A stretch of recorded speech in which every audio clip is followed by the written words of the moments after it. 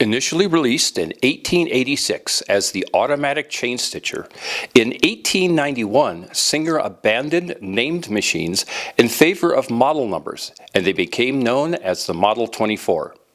In production for over half a century, they were one of Singer's great successes. This hand-cranked example dates to 1909.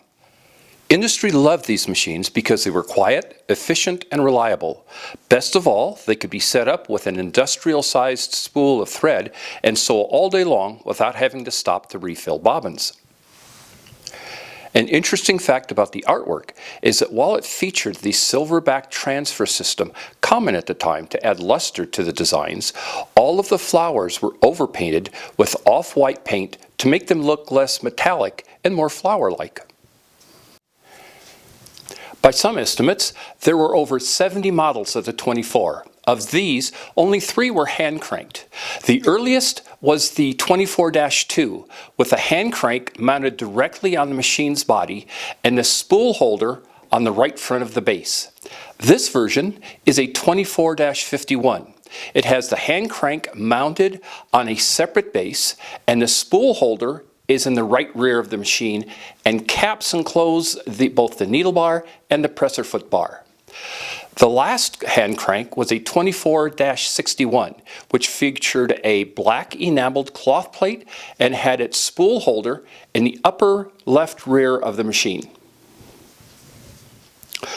To thread, bring the thread from the spool up to the hole in the tip of this flange, through the hole further up the flange, across and through the hole on this second flange, being sure that the finger is below the thread.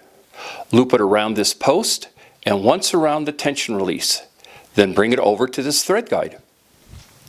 From there, bring it through this thread guide, straight down through this thread guide, then up and through the take-up arm, down through this guide, and then finally through the needle from left to right.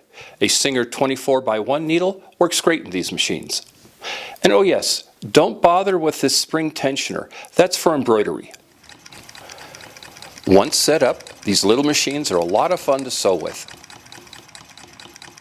Made by the tens of thousands, Singer 24s are commonly available at reasonable prices.